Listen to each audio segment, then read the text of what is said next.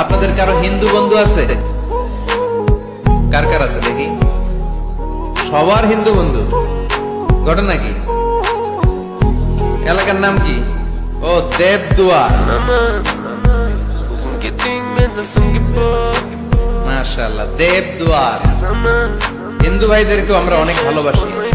আজকে এয়ারপোর্টে, ঢাকা এয়ারপোর্টে অনেক লোক আমাকে ঘিরে ধরেছে। সবার কথা হচ্ছে ইউটিউবে হুজুর আপনারা দেখি। আপনারা দেখছেন নাকি ইউটিউবে? দেখেছি তো। এক হিন্দু আসছে, এসে কানে কানে বলে, হুজুর আমি হিন্দু, আমি আপনার আলোচনা শুনি, আমি আপনার সাথে একটা ছবি তুলতে চাই। কেন? বলতেছে এটা স্মৃতি হিসেবে রাখতে চাই। তো এটা আমাদের সৌভাগ্য, ঠিক কিনা? হিন্দুরা যদি আমাদের মাহফিলে আসে, এদেরকে জায়গা করে দিবেন, খাওয়ার ব্যবস্থা করে দিবেন।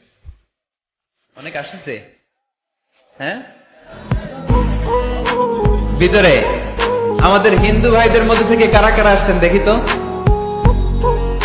আচ্ছা, হাত উঁচু করবে না, তারপরে দু একজন করে ফেলছে, হাত নামান। হয়েছে হয়েছে, না ওঠানোর দরকার নাই, টানাটানি করার দরকার নেই। আলহামদুলিল্লাহ, অনেক নাকি আসছে হিন্দু। আলহামদুলিল্লাহ, আল্লাহ ভাইদেরকে তুমি ইসলামের জন্য কবুল করো। আমাদের মধ্যে যদি ইসলামের সৌন্দর্য দেখে তাহলে তারাও কালিমা পড়ে মুসলমান হবে, ঠিক কিনা?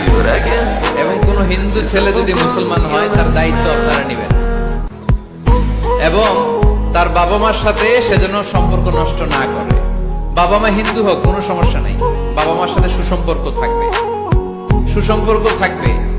আল্লাহ রাসূল সাল্লাল্লাহু আলাইহি সাল্লামের স্ত্রী আয়েশা রাদিয়াল্লাহু তাআলা আনহার বোন আসমা, ওনার মা ছিলেন মুশরিকা।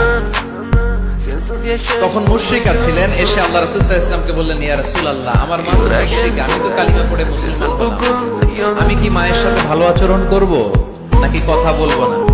বিষ্ণু সাল্লাল্লাহু আলাইহি ওয়াসাল্লাম বললেন, খবরদার, সিলিহা, হোক মুশরিক হোক কাফের, সে তোমার মা। লাউ কাতা'তা জিলদাক, যদি তোমার চামড়া কেটে মাকে পায়ের জুতা বানিয়ে দাও, ওই যে এক ঢোক দুধ খেয়েছিলা, ওই এক ঢোক দুধের শোধ আদায় হবে না।